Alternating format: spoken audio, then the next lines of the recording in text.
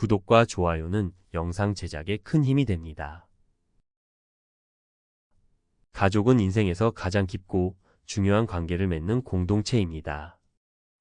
서로를 지지하고 사랑하는 존재이지만 때로는 오해와 갈등이 생기기도 합니다.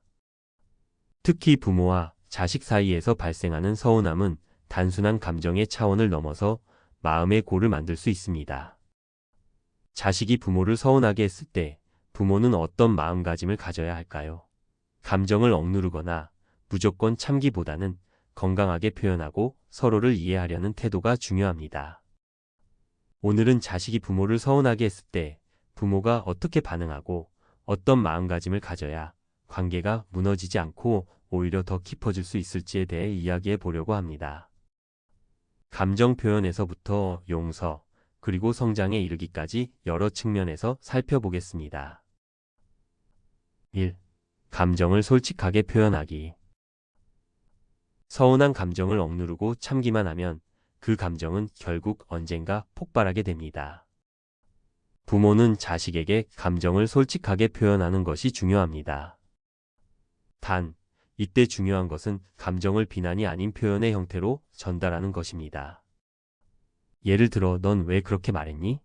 보다는 "내 말이 나를 조금 슬프게 했단다라고 말하는 식입니다. 이렇게 하면 자식도 방어적으로 반응하지 않고 부모의 감정을 진심으로 받아들이게 됩니다. 감정은 숨기기보다 나누어야 관계가 건강해집니다. 자식에게도 부모가 상처받을 수 있다는 사실을 인식시키는 것이 필요합니다. 2. 비난보다는 공감의 자세.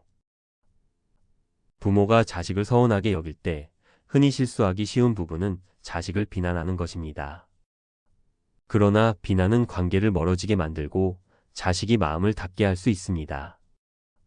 대신 부모는 자식의 입장과 상황을 먼저 이해하려고 노력해야 합니다. 자식도 완전한 존재가 아니며 때로는 미숙한 표현이나 판단을 할 수 있습니다. "이때 왜 그랬어? 대신 그때 내 마음은 어땠니?" 라고 물어보면 자식도 자신의 감정을 털어놓고 서로를 이해할 수 있는 기회가 생깁니다.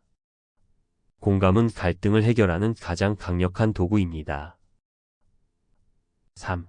감정을 가라앉힐 시간 갖기. 즉각적인 반응은 종종 상황을 악화시킵니다. 부모도 감정적인 순간에는 자식을 올바르게 대하기 어렵습니다. 이럴 때는 시간을 갖는 것이 필요합니다. 잠시 산책을 하거나 혼자 조용히 생각할 시간을 가지면서 감정을 정리해 보세요. 감정이 정돈되면 더 차분하고 효과적으로 대화할 수 있습니다. 자식을 서운하게 여긴 감정은 부정할 필요도 없고 억지로 감추려 할 필요도 없습니다. 다만 그것을 표현하는 타이밍과 방식이 성숙해야 관계에 도움이 됩니다. 4. 자기 존중과 책임감. 부모 역시 실수를 할 수 있고 자식과의 관계에서 완벽할 수는 없습니다. 그렇기 때문에 자식의 행동이 서운했다 하더라도 부모는 자신의 역할과 감정에 책임을 가져야 합니다. 예를 들어 자식이 반항하거나 무례한 말을 했을 때 그 이전에 내가 어떤 태도를 보였는지도 돌아보는 것입니다. 혹시 내가 자식을 너무 압박했나? 내 말투가 자식을 힘들게 했을까?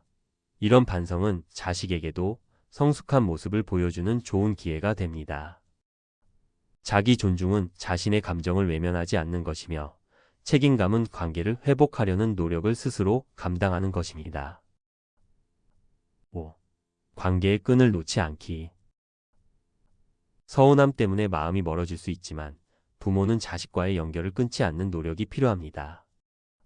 때로는 무관심이 가장 큰 상처가 될 수 있기 때문입니다. 자식에게 그래도 "나는 너를 사랑한다는 메시지를 전달하는 것이 중요합니다.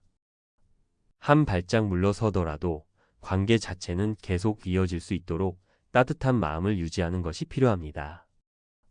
자식이 사춘기이거나 인생의 어려운 시기를 겪고 있다면 부모의 일관된 지지와 애정은 그들에게 커다란 힘이 됩니다. 6. 유연한 태도 유지하기. 모든 문제를 고집스럽게 밀어붙이기보다는 상황에 따라 유연한 태도를 갖는 것이 중요합니다. 부모의 고정관념이나 기대가 자식에게 부담이 될 수 있고 갈등의 원인이 되기도 합니다. 자식의 의견도 존중하고 서로의 차이를 인정하면서 해결책을 찾는 태도는 관계를 더욱 성숙하게 만듭니다. 유연함은 나약함이 아니라 관계를 지키기 위한 지혜입니다. 7. 용서하고 함께 성장하기. 자식이 자신의 행동을 돌아보고 반성할 때 부모는 그 기회를 용서와 성장의 계기로 삼는 것이 중요합니다. 서운함은 관계를 멀어지게 할 수도 있지만 잘 다루면 더 깊은 신뢰로 나아갈 수 있는 기회가 됩니다. 부모는 자식에게 실수할 수 있는 여지를 허락해주고 성장할 수 있는 기회를 제공해야 합니다. 나는 너를 믿는다는 한마디는 자식에게 큰 울림이 되고 자신을 변화시키는 힘이 됩니다. 8. 자식의 감정 표현을 격려하기. 부모가 자신의 감정을 표현하는 것처럼 자식도 감정을 표현할 수 있도록 격려해 주세요. 그런 생각이 있었구나. 그때 너도 힘들었겠다와 같은 말은 자식이 자신의 감정을 말할 수 있도록 도와줍니다. 이런 과정을 통해 부모와 자식은 서로의 내면을 이해하고 진짜 마음으로 소통할 수 있게 됩니다.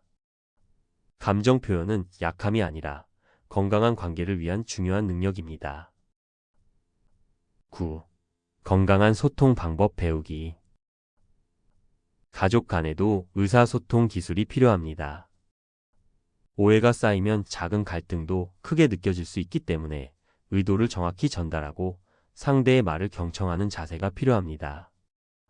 적극적 경청, 나 전달법에 나는 이렇게 느꼈어. 같은 기법을 활용하면 감정을 상하지 않게 전달할 수 있습니다. 부모가 먼저 건강한 소통의 모델을 보이면 자식도 그것을 배우게 됩니다. 10. 긍정적인 강화를 활용하기. 갈등이 없는 순간에도 자식의 작은 변화와 노력에 대해 긍정적인 피드백을 주는 것이 좋습니다. 예를 들어, 요즘은 내가 말할 때 조심하려는 것 같아서 고마워라는 말 한마디는 자식의 마음을 따뜻하게 만들고 더 나은 행동을 유도합니다. 서운함이 사라진 자리에는 인정과 칭찬이 채워져야 합니다. 이것이 관계 회복의 원동력이 됩니다.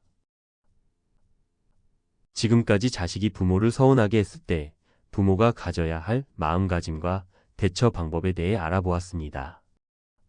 가족은 서로를 있는 그대로 받아들이고 함께 성장하는 관계입니다.